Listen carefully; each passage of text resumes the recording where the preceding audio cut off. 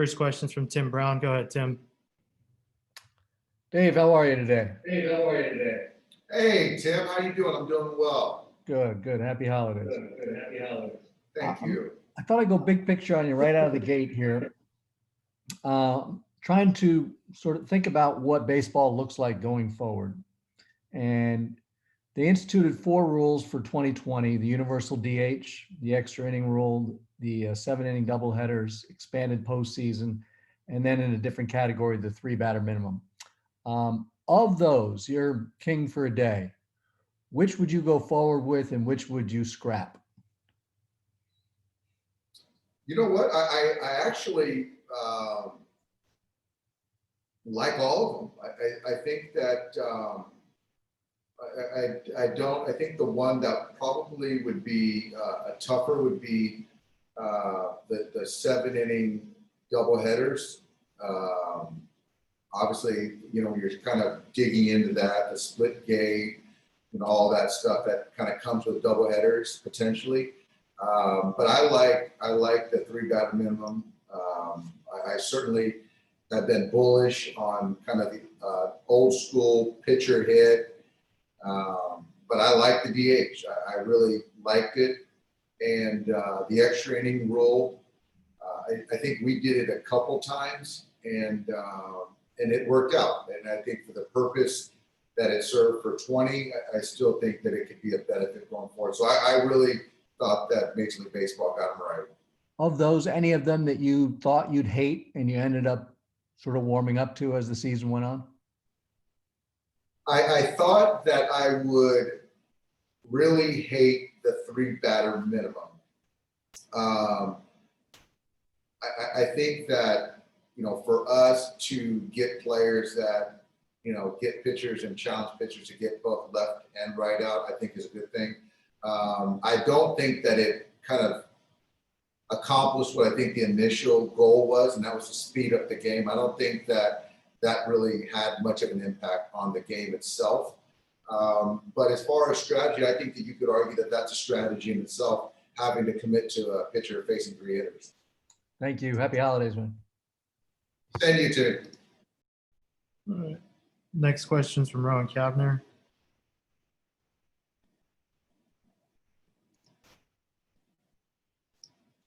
Go ahead. Hey, Dave, how are you? Go, Great. How quickly after you win a World Series do you go from celebrating that to your mind then shifting to 2021? So I think that my progression was joy, elation right after the last out was recorded. Then it went to shortly thereafter was relief. And that lasted for probably a good week. And then I think the joy started to filter in. And so I'm still on a high in a joyful state with the thoughts of 21, how we're going to put together this roster and kind of reconnecting with players. That's kind of happening right now. But I think it'll ramp up more once, for me personally, once I get through the holidays. And when you think back to the 2020 season with winning a World Series, with everything that went on off the field with the pandemic and the social justice kind of callings for players, is there one moment as you look back that really stands out most to you from last season? Yeah, I think the easy answer is that day in August. We were in San Francisco when ultimately Major League Baseball, the players decided to protest the game. So that day, that was really something that I'll never forget. Having players really vulnerable and kind of talking about their really feelings, concerns, thoughts, and misunderstandings of the Black player. And, so that was really powerful. Then obviously with myself, Clayton, Mookie, Kenley, addressing the media. And then even the next morning, talking about potentially playing, not playing. Ultimately, we decided to play. But I think for me, that was very galvanizing and allowed for us to get through whatever situation we were going to have to face going forward to finish the season out. Thanks, Dave. Next question is from Jorge Castillo. Go ahead. Hey, Dave. Good to see you. How you doing? Hey, Jorge. You mentioned reconnecting with players. Have you reconnected with Justin Turner at all? And where do things stand with him? So I think Justin is traveling right now. I'm not sure where he's at. I talked to him the night before Corey Seager's wedding, and we did a little quick FaceTime. The beard was trimmed up. So we were going to connect, we'll connect, I think, next week. But I didn't really get too much into where he's at as far as kind of his free agency. I just really feel that that's a decision for him and his wife, Courtney, his agent. And, he's going to kick the tires on whatever opportunity presents itself. But, I think how much I value him as a person, as a player. When it comes, if he does go elsewhere, is it the type of thing where you go in-house for a replacement, or do you go external? Well, I think the thing is that's great about our guys is we're open to the best option. And best kind of encompasses a lot of different things. The fit, the skill set, the talent, and also the cost. So all that kind of, Andrew does a very good job of kind of looking at everything and turning over every stone. And I do think that what we have in-house is a lot of talent. So the net, ultimately we'll figure out what wins out though. Thank you. Next question. Yep. Next question is from Andy McCullough. Go ahead. Hey, Dave. How's it going? Go, Andy. Thank you. So a few of the other managers have talked about the idea of how, they would like to see more action in the sport, I guess, more balls in play, those sort of things. And one of the things the commissioner has talked about is the idea of putting some restrictions on the shift. And I'm curious if you would have any objections to that as when you're trying to manage a game, if there were sort of limitations for how you could position your infielders or outfielders. Yeah, I think that I have some thoughts. I just don't know if the shift is the sole reason why there isn't the batted ball in play. Because you could almost argue that if there is a shift, then the whole other side of the infield is available to put the ball in play for action. I think the idea that I've heard is, guys have to stay on the dirt. 3 guys can be on the infield, but they have to stay on the dirt. Nobody on the grass in the outfield. I think there's a conversation to be had, which I think is healthy. But I still think that, it kind of goes to compensation, what players value, what agents, the industry. I think that the fans and people that watch the game value action and not just kind of the strikeout, the homer, and the walk. And I do as well. I think the question is how we get there. Is it the ball? Is it the intent of the player? Is it the mound height? Obviously, the pitchers are getting better, and now you're specializing, so it's making it harder for the hitters. But there's also got to be an intent on the hitter side. So it's a good, obviously a difficult conversation. Thank you. Happy holidays. Yep, happy holidays. Next question is from Bill Plunkett. Go ahead, Bill. Hey, Dave. Andrew has described his reaction to winning, kind of surprising him that it was 99% relief and 1% joy. What kind of ratio have you had, and how gratifying is it this winter to not hear every pitching decision you made being debated and dissected all winter? It's a nice change. I think I kind of agree with Andrew that it was certainly a lot more relief than elation. I guess it's more of, over the past 5 years for me, it's, you're just so focused on the process and how we go about it. But obviously the ultimate goal is to win a championship. So when you finally get to that point, you're just like, man, we did it. And you have so much relief for many different reasons. And then now the balance is, the kind of inner struggle is how much can you just enjoy it and get past that relief and enjoy it to then focus on 21. But I'm still in the middle, and I think for me, getting past the holidays, then I'll really bear down on 21. When you think about it personally, how much do you look at this as validation of what you've done as manager there? I think that's certainly a fair question, and I think a lot of it is validation. I'm the first to say that results, it's not what we do, and you kind of can't live your life and coach for just solely results, because I do believe that the body of work that we've done as an organization is pretty special. But you are in this to win championships, and so having done that for the city, the organization, I think certainly is a lot of validation. Yeah. Thanks, Dave. Happy holidays. There you go. Next question's from Alden Gonzalez. Go ahead. Hey, Dave, good to see you. How high up on your list of priorities would you say is bringing Justin Turner back? Yeah, he's way up there. He's way up there. I think that, what Justin does on the field, in the clubhouse, in the community, he's one of the Dodger greats. He really is. And I think it's been 6 years he's been with the Dodger, and he's in that elite company. His body of work is really special, unique.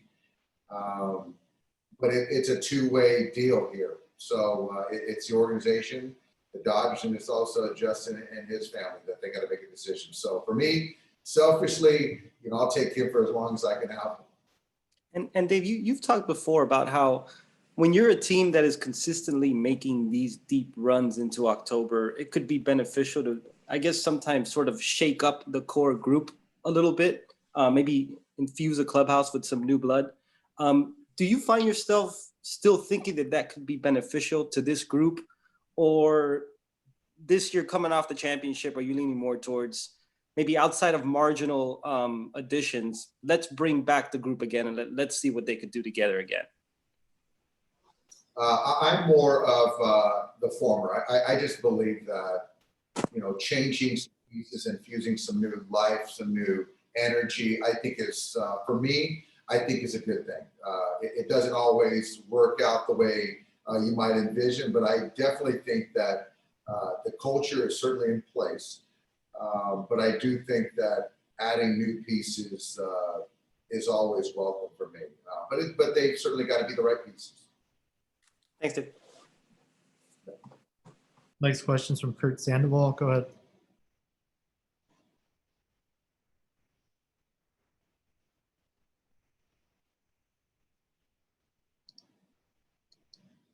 Next question's from Eric Steven. Go ahead. Hi, Dave. Just wondering, are we at a point in the offseason where has not knowing whether you would have the DH next year affected things, or are you sort of going forward thinking it's just not going to return for 2021? Well, it certainly would make life easier for, I certainly think, the executives in baseball trying to, put together a roster. Anytime you have clarity or, decisiveness, it makes it easier to kind of game plan. So I think that obviously sooner the better, but I think for us as an organization, I think we're going about it that there won't be a DH. I think that's probably, and if we do end up having one, that's more, gravy. And like we used our DH this year, that position, we kind of use it as a day of rest, kind of a half day rest for players and those everyday guys, and kind of rotate them in and out, which actually proved to be pretty beneficial. With some of the minor league guys that signed this last week, Jimmy Nelson's coming back. What's his role going to be? Because he hasn't pitched too often in the last few years? You see him as more of a starter or reliever? Yeah, you know what? I think the first thing for Jimmy is I know that we're happy to have him back. You know, when he's healthy, he's as good as anyone in baseball. And his breaking ball, the fastball, the life to it's really good. I know that he feels like there's some unfinished business with the Dodgers, so he's excited to be back. I think the first thing is for Jimmy to be healthy, and you know, he's a guy that wants to get going and show he's healthy, but I do think that we got to kind of make sure he's right. And I don't want to say a kid gloves, but we got to take care of him and make sure he's healthy. And then after that, obviously he's a guy that has been a starter his entire career. So the length piece makes sense. But I think right now we just want to make sure he's healthy, and then we'll kind of figure out what role makes best for him. For us, a guy like Brandon Morrow, getting him back, I obviously think the world of him and what he did for us. So getting him back in, pitching a couple years. So I'm anxious to see him healthy. And it's good to know that guys like him, Jimmy, want to come back here because they believe in the people in this organization. Next question's from Kurt Sandoval. Go ahead. Hey, Dave. Sorry I was a little slow on the unmute there. Obviously, Los Angeles is in a crazy, crazy high COVID thing again. Can you imagine going through the mental, emotional journey again like you did last year? Do you allow your mind kind of to go there yet? I haven't, because I'm still hopeful that we can, you know, vaccines around the corner. So I'm more optimistic. Yeah, to think about doing what we did last year over the course of a 6-week spring training and 6 months, kind of the same way to mirror that, would be pretty tough. It really would on everyone. So I just haven't let my mind go there right now. I'm just kind of hoping that we get in a better place, you know, as a country. And just a quick follow-up, we were doing a story with Sean McVay, who grew up in Atlanta, and we asked him his all-time favorite baseball player, thinking it would be a Brave. He said you, because of the relationship that he's developed with you. Can you explain from your side, as the old RBV CIF champ, do you still watch football? How much do you watch the Rams? And are you in any way like Sean McVay? So I think Sean and I can relate to one another. We both played the quarterback position, ran around, made option reads, and so he's jumped to the top of my list as football players as well. I just think that for Sean and I, we just hit it off from the very beginning, as far as two guys new to Los Angeles, as far as on the coaching side, and we just have a lot of the same values and really just love players and want to empower coaches and really value culture and growing. And I just love the way he motivates. It's very sincere. And just listen to the way the players speak about him and how they play. Just kind of, I like gravitating towards people like that. So yeah, I've got the utmost respect for Sean. Next question's from Beth Harris. Go ahead. Hello, Dave. Hello. Following up on that earlier question, you know, when you look at what's going on with the NFL, college football, college basketball, where there have been so many postponements, cancellations, attempted makeup games, I mean, kind of what's your level of confidence that baseball can function for a season without the bubble and keep everybody safe and be able to get, you know, a certain amount of games in and continue on a path to, you know, a World Series being played? I'm very confident. I think that time, as far as timing, Major League Baseball, we're in as good a spot I think as any of the sports are. And so I think that as we look out, actually, as we look at what we've accomplished, it took a lot of sacrifice, a lot of people to do some special things to get through last year. And so as we learn from the NBA, the NFL, and things with vaccines, as we start to learn more, I think that whatever is before us, in front of us, and right now we're expecting to start spring training on time. play a full slate of scheduled games. I'm very confident that we'll get through it. Next question is from Claudia Gestro. Go ahead. Hi, Dave. Claudia. Hi. The off-season story for the Dodgers so far has been pitching. Brandon Morris back, and you have Corey Knebel, and David Price should be back. What is still undecided for you with the pitching?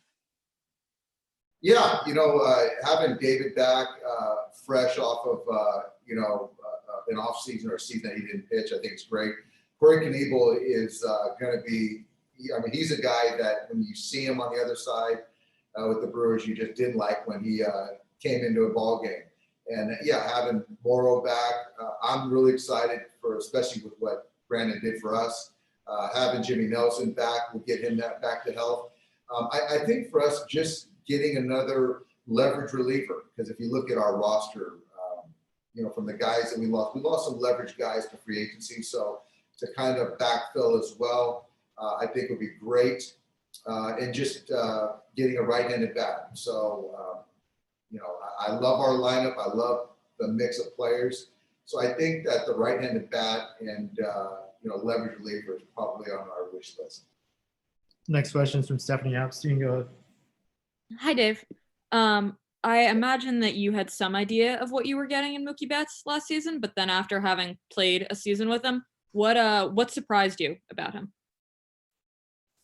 I think what surprised me, because I think that you can do some digging on a player. You can do digging. You can look at a baseball card, the back of a baseball card. But I think you don't really know until you know and you spend time with the player. So I think for me, I just never have seen a superstar player be as engaged as Mookie is. And I use the word present. And, whatever he's doing, whoever he's talking to, he's engaged and he's present. So I think that just speaks for what type of character and what type of teammate he is. And how does that manifest itself? I think it manifests itself because it lets everyone know that you can also help others, be in tune with other people, teammates, coaches, front office, fans, and still perform. I think that people get so caught up in their own kind of plight, in their own world, right? But I think Mookie just has this ability and understanding that to win a championship, you've got to elevate everybody around you, and that's coaches included. And he just has a real good clarity and a feel to deliver that to everyone. And he's made me a better coach, and I'm sure that everyone can say that he impacted them in some way positively at some point. Great. Oh, sorry. One last one on this is just, when did you first notice that about him? I noticed that when in the first spring training 1.0, where ever so often he would come in my office and run an idea by me about philosophy on how we play, how I coach, his teammates, coaches, the dynamics. And he just really wanted to get the lay of the land on everything. And then as we kind of moved on with the days following, there were just more deeper conversations. And he was always kind of in tune with the way I think, the coaches, his teammates. So having as much information as he can on everyone allowed for him to learn us more. And all he does is care about everyone, succeeding. And ultimately that led to us winning a championship this year. Next question's from Margaret Narumi. Go ahead. Dave-san. Hi, Margaret. Belated congratulations on the World Series championship. Now, has Eiko-san told you that she's heard from relatives she never knew she had back in Japan? She has. She's our family tree has certainly grown in Japan, which is great.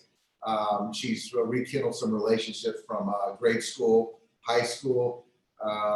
So it's been great. I think that living here in Southern California, you don't really get the scope or the gravity outside of not only Los Angeles, greater Los Angeles, but outside this country, what it meant to, everyone. So it's been fantastic.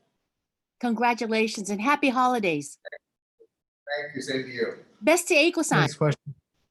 Thank you. Next question's from Adam Plug. Go ahead. Hi, Dave. Down here in San Diego with the Padres Radio Network. How are you? I'm doing well. Thank you. Good. Just wanted to ask your thoughts on what you saw from the Padres this past season. I thought very talented team, a lot of energy. You can put Tatis in the top, few of best players in all of baseball. Manny had an MVP type year, and the bullpen is always something that they've been very good at. The pitching is certainly on the come, starting pitching. So it's and they had some young players that really stepped up and had nice years. So it's a fun group to watch, to play against, compete against, and AJ and his staff. I thought Chase did a great job with his coaching staff, and we're going to have some good series and games here in the future. Next question's from Maria Sedal. Go ahead. Hey, Dave, great to see you. Great seeing you too, Maria. Dave, when you sort of let yourself get back into the baseball mode after the holidays, what's sort of your mindset of as far as, okay, we need to do this first, this second, this third? I think it's just more of checking in on guys as far as are they, on schedule, making sure guys are healthy. I just really believe in our guys as far as kind of mindset, character.